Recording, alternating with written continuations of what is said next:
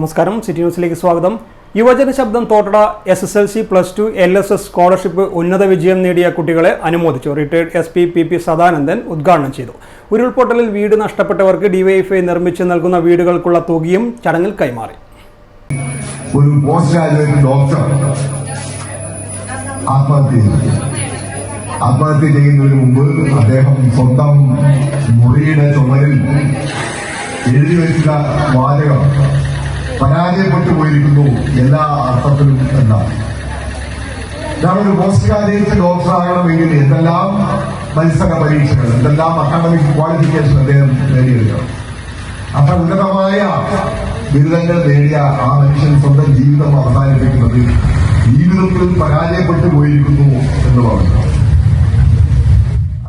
ചടങ്ങിൽ CPM Thottada town branch secretary CK Satheesan അധ്യക്ഷത വഹിച്ചു. യുവജന ശബ്ദം Thottada joint secretary Aditya K, CPM Edakkad local committee secretary K Pradeep, K Shaila teacher, യുവജന ശബ്ദം ട്രഷറർ ലെന ശ്രീജേഷ് തുടങ്ങിയവർ പങ്കെടുത്തു. വയനാട്ടിൽ ഉരുൾപൊട്ടലിൽ വീട് നഷ്ടമായവർക്ക് DYFI 25 വീടുകൾ നിർമ്മിച്ചു നൽകുന്നതിന്റെ ഭാഗമായി യുവജന ശബ്ദം തോട്ടട പരിസരവാസികളും ചേർന്ന് ബിൽഡിംഗ് മെറ്റീരിയൽസ് വാങ്ങുന്നതിനുള്ള തുക കൈമാറി.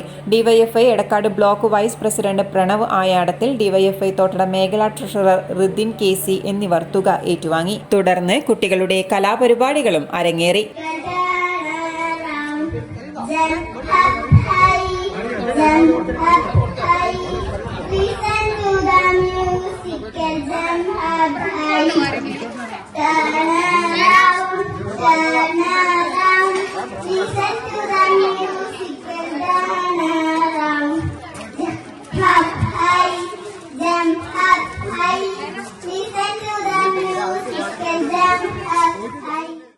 കൂടുതൽ വാർത്തകൾ അറിയാൻ സിറ്റി ചാനൽ വാട്സ്ആപ്പ് ഗ്രൂപ്പിൽ ജോയിൻ ചെയ്യുക. ഒപ്പം യൂട്യൂബ് ചാനൽ സന്ദർശിക്കുക. വാർത്തകളുടെ അവസാനിക്കുന്നില്ല. മറ്റൊരു വാർത്തയുമായി വീണ്ടും കാണാം. നമസ്കാരം.